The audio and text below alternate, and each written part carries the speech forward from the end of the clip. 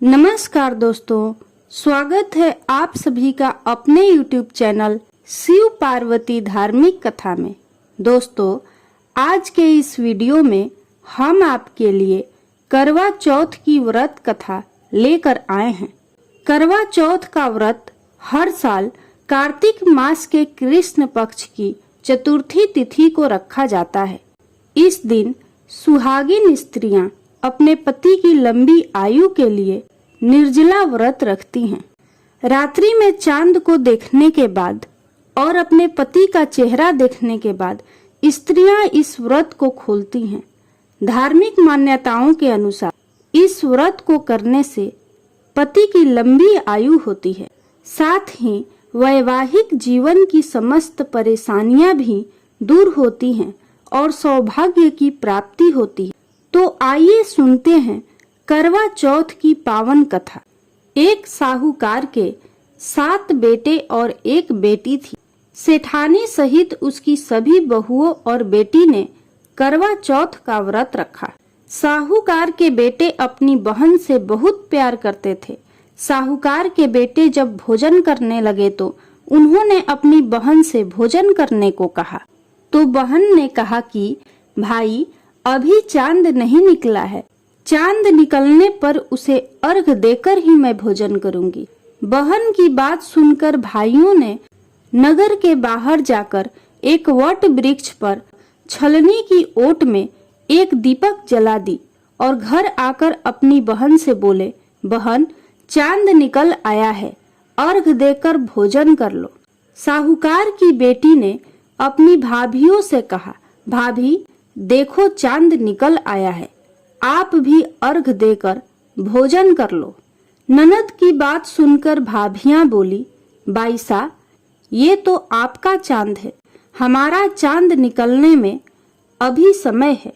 वह भूख से व्याकुल थी, इसलिए चांद को अर्घ देकर भोजन करने बैठ गई। जैसे ही पहला निवाला खाने लगी तो उसे छींक आ गई। दूसरा निवाला खाने लगी तो उसमें बाल आ गया और जैसे ही तीसरा निवाला तोड़ा वैसे ही उसके ससुराल से बुलावा आ गया कि पति बीमार है, तुरंत ससुराल पहुंचो। उसे विदा करने के लिए माँ ने जब बक्से से कपड़े निकाले तो काले कपड़े मिले, दूसरी बार सफेद कपड़े मिले। तो बेटी ने कहा कि माँ, तुम ये सब रहने दो, मैं ऐसे ही चली जाती हूँ। माँ घबरा कर बेटी से बोली, बेटी, रास्ते में जो भी छोटा बड़ा कोई भी मिले सबके पांव पड़ती जाना। जो भी बूढ़ सुहागन होने का आशीर्वाद दे तो वहीं अपने पल्ले में गांठ बांध लेना। बेटी बोली, ठीक है, और वह अपने ससुराल के लिए चल पड़ी। रास्ते में उसे जो भी मिला उन सबके पांव छूती गई। सबने सुखी रहो, पियर का सुख देखो, खुश रहो का आशीर्वाद दिया। इस प्रकार वह अपने ससुराल पहुंच गई। ससुराल के दरवाजे पर उसकी छोटी ननद खेल रही थी। जब उसने उसके पांव छुए तो उसने आशीर्वाद दिया, सदा सौभाग्यवती रहो, पुत्रवती हो और बूढ़ सुहागन हो। यह सुनते ही उसने अपने पल्ले से गांठ बांध ली। वह घर के अंदर गई तो उसने अपने पति का शव देखा और उसने देखा कि उसे ले जाने की तैयारी हो रही है। वह जोर जोर से रोने लगी। जब उसे लेकर जाने लगे तब वह रोती चिल्लाती बोली, मैं इन्हें नहीं ले जाने दूंगी। फिर भी जब कोई नहीं माना तो वह बोली, मैं भी साथ चलूंगी। जब वह जिद पर अड़ गई तो सब बोले, अच्छा, ले चलो साथ में। जब उसके पति के शव को जलाने का समय आया तो वह बोली, मैं इन्हें जलाने भी नहीं दूंगी।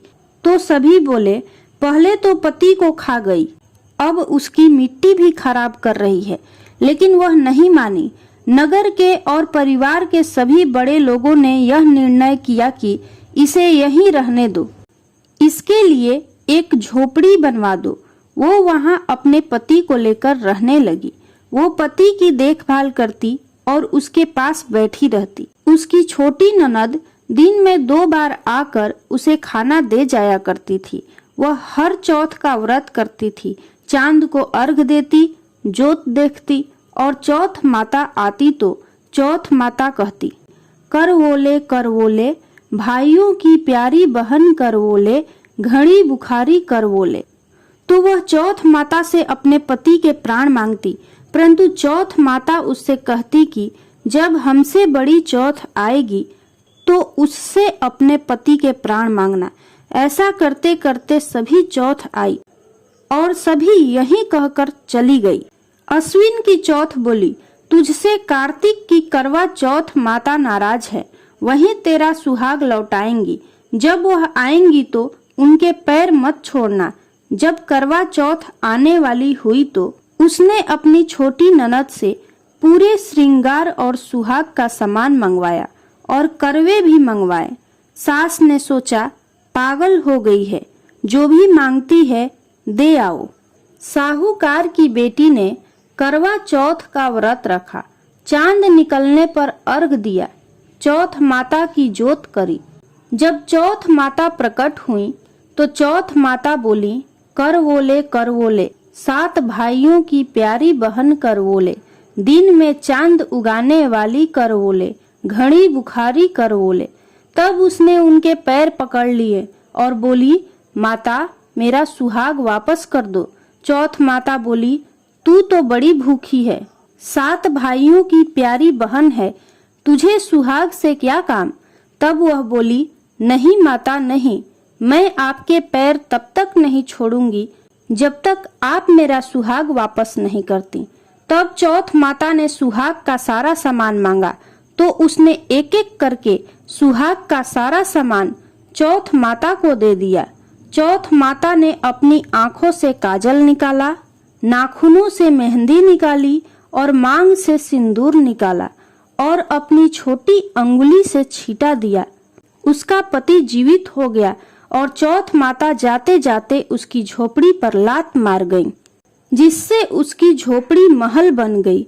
जब छोटी ननद अगले दिन खाना लेकर आई तो उसने देखा कि भाभी की झोपड़ी की जगह तो महल खड़ा है। साहूकार की बेटी ने जब अपनी ननद को देखा तो वह दौड़ी दौड़ी उसके पास आई और बोली, देखो बाईसा, आपका भाई वापस आ गया। घर जाओ और सासू माँ से कहो गाजे बाजे के साथ हमें लेने आए। ननद दौड़ी दौड़ी माँ से जाकर बोली, माँ भाई जिंदा हो गया। माँ बोली, बहू के साथ साथ तेरा भी दिमाग खराब हो गया है।